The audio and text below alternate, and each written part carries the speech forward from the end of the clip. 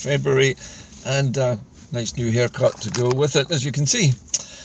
Now, today's program, I'm going to look at a couple of, actually answers to questions that people have asked me during this program. And one of the more interesting questions that was asked recently on social media was about Nigel Farage's Reform Party. Now, I had pointed out in an X tweet, or whatever you might call it, an excretion or something like that, that the Reform Party isn't actually a party at all. It's in fact a limited company, presumably limited by guarantee and of charitable status. And someone said to me, how come if it's not a party, that Reform can gain so many votes in the general election and maybe even win seats? Well, the answer to that lies in the electoral rules. And just like any election anywhere in the UK, including here in Scotland, the Electoral Commission permits individuals to stand as so-called independent candidates. In other words, not part of a traditional party. And although we've got used to the idea of a party system whereby usually we have two parties, one occupying the right side of the political spectrum and one the left, if that still even applies, which it probably doesn't. But we've got used to this idea that political parties are the groups who actually stand candidates, but that's not the only way. And in a strange, ironic twist, Reform has actually helped the independence cause by proving that you don't need to be an actual party to stand candidates and win seats.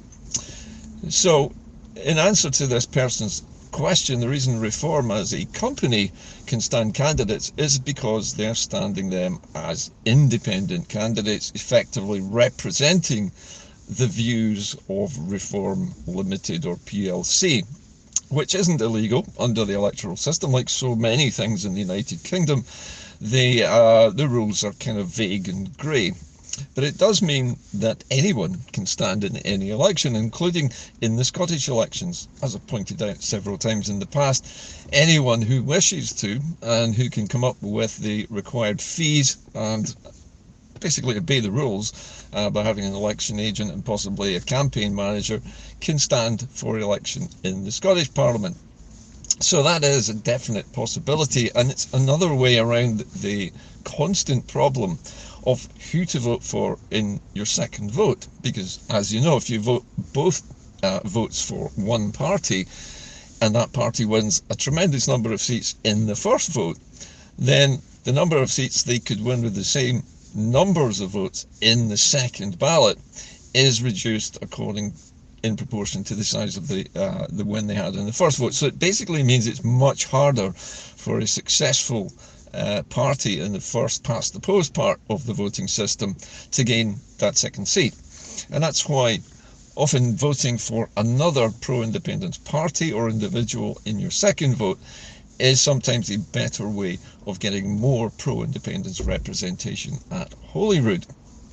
Now, to leave that subject for a moment and return to the one which everybody is upset about, which is Grangemouth and its imminent closure, we now know that it is being closed because the redundancy notices have been issued to all but about 90 of the remaining staff, whose job it is, presumably as the last man standing in this rather aging but still working oil refinery, to do the handover to whatever is going to come next in its stead.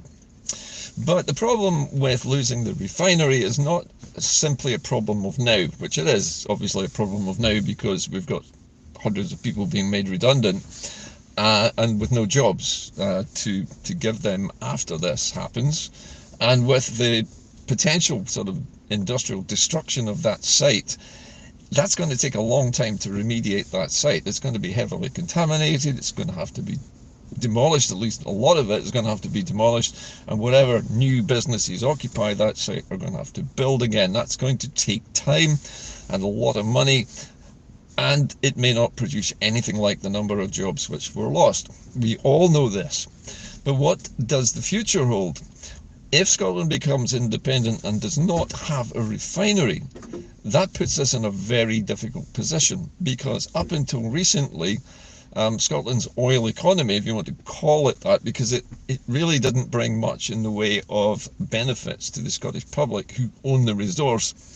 But once that oil economy is upset by not having a way to refine your own oil, it means then that even after independence, we would have to sell that oil to English refineries, which are the nearest ones, or possibly ones on the continent, to have it refined by somebody else. And that means that that oil is going to be in its crude state, unrefined, straight out of the ground.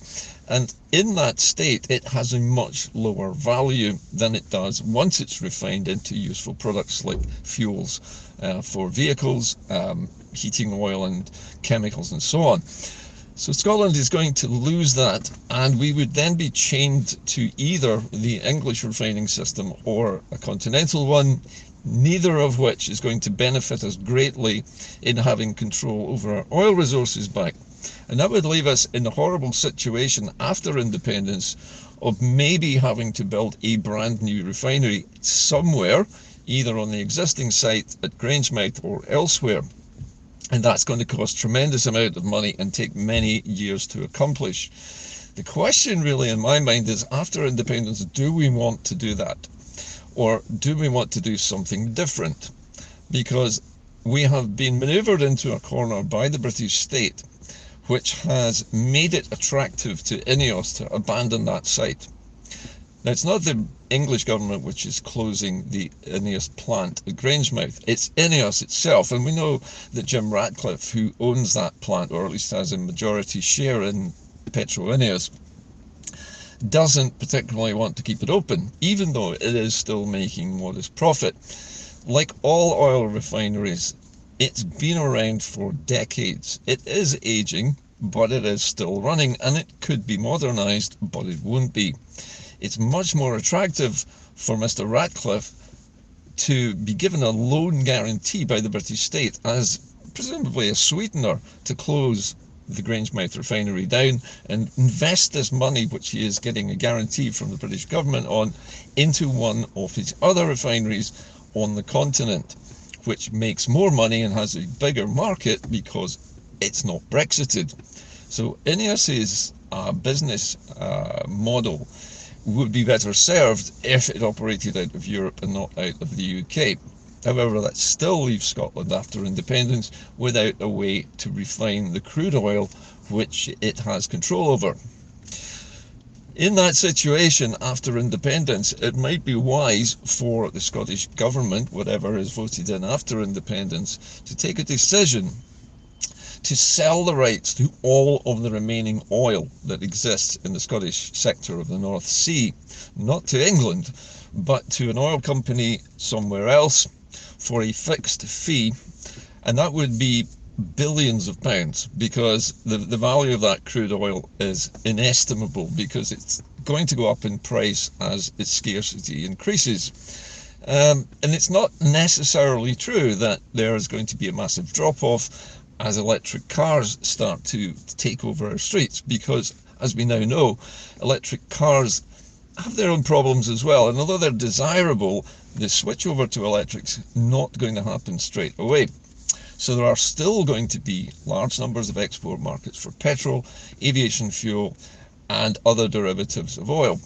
So it might well be that after independence, Scotland would be wise to sell all of its remaining assets, every single litre of crude oil that still remains in the ground in our sector, to another company, not another country. Another company could make an offer on it, and they could have the exclusive rights to pump that oil out for a fixed price, but not like the wind turbine auction that happened when the Scottish Government accepted a very small amount of money for a vast number of wind farm licenses. In this case, we would need to make sure that our longer term aims are met and that enough money is raised by the sale of the remaining oil in our sector to use for something much more important. Now, if we are serious about decarbonising our economy, then that money should be spent on new methods of generation. And unlike Anna Sarwar, I'm not talking about nuclear generation here, because Scotland is already overproducing electrical power. It is just a case of being able to store that in some long-term fashion that becomes a useful resource when it comes to selling it to somebody else. And it can be converted into other things. For example, hydrogen is one of the key gases which is being suggested as a heating fuel. Now, carbon is difficult but not impossible to store long term. It depends how you do it. If it is chilled down to super cold and stored as a liquid, for example, so long as it's managed correctly, you can store vast quantities of it.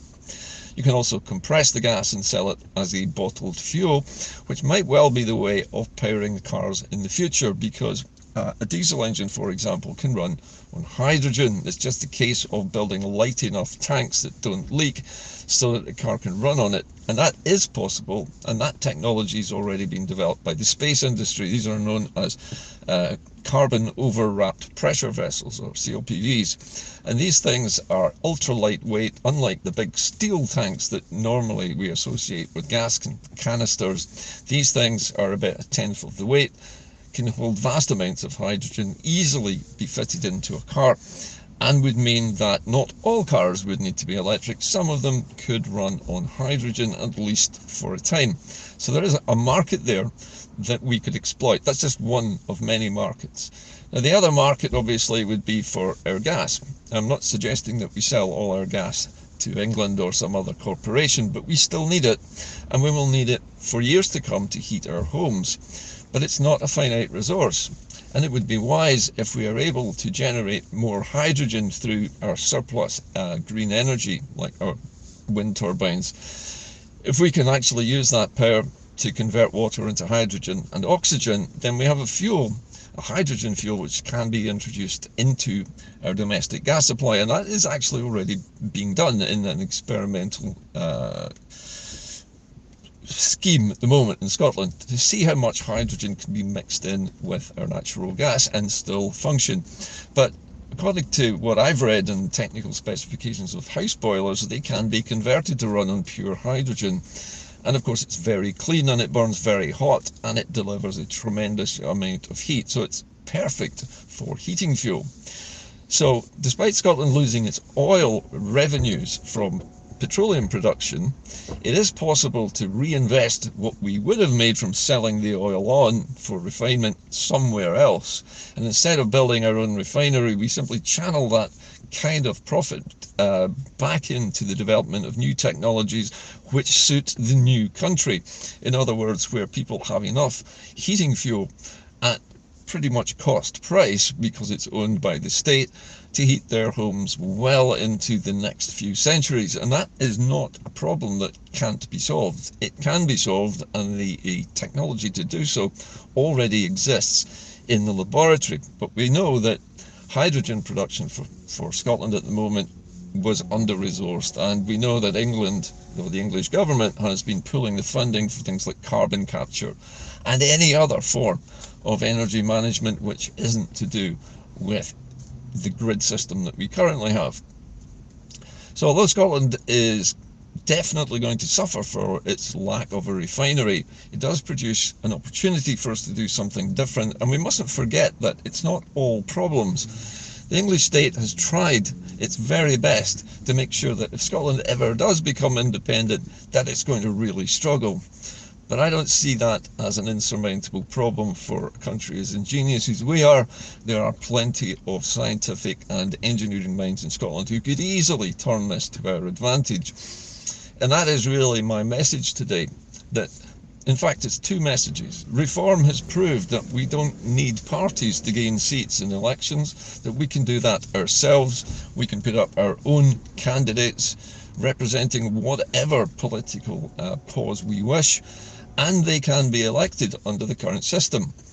Not only that, but whether, even if England has made it impossible for us to refine what's left of our oil supply, that oil supply would still belong to us, and as long as it's in our sector, it is and should be always owned by us, the Scots who actually live here. This is our land, that's our territory, that's our oil, and it always has been, despite what anyone else says. And so I think we have a strong case after independence to simply seize back these oil fields, take them back into public ownership, and sell the potential of them, what remains in our oil reserves. And believe it or not, there's probably as much oil still in the ground as there was back in the 1970s when production started. It's just we need more licenses, and we know that there is more oil there because England has already okayed 138, I think it is, new drilling licenses to explore for new reserves. So there must be confidence that it's there. And what I'm saying to you is that if we own it, we can still exploit it, despite the obvious attempts to hamstring us by removing our only refinery. There is still the option to have a refinery anyway if we want to do it, and it might be that a smaller refinery as a backstop would spread the risks a little bit more, so we could refine perhaps half of what we bring in crude oil, and the rest could be sold on as a futures investment for another oil company, bringing in valuable investment capital that we can use in other aspects of our reindustrialization and our decarbonisation. So that's my message today. There is hope. Reform has done us a favour by proving that you don't need to be a party, you don't even need to have a party to get elected in this country. In fact, in Scotland generally, we still have the same electoral rules that England has. And we have oil resource anyway, even if the refinery is moved or closed. And that is not an insurmountable problem. So although at the moment for the next 10-15 years we're going to have a problem, and all the hundreds of people who used to work in Grangemouth are out on their ear, there is a future for them. But it's going to take political will to rebuild in a new way at Grangemouth and to repurpose that site into perhaps a scaled down refinery and a new way of perhaps making hydrogen and pumping it out to everybody in Scotland who needs it for heating fuel. Now, the rest of our natural gas supply can then be used and sold abroad as another resource for things like chemicals and for basically a lot of things, including plastic production. And I've also suggested that we invest some of that capital into a plastic cracker, which is a device which could take the mountains of waste plastic that exist everywhere and convert it back into natural gas, which can be sold on as a heating gas to other people. So there are so many opportunities here, and we need to just remember that the future isn't as bleak as the British state would like us to believe. Anyway, that's my message for today. So keep the faith, but remember that the next elections in 2026 will give us the opportunity to elect people who are not members of parties and who may have a much better idea of how to gain independence than those who are in parties. I'll see you soon. Bye for now.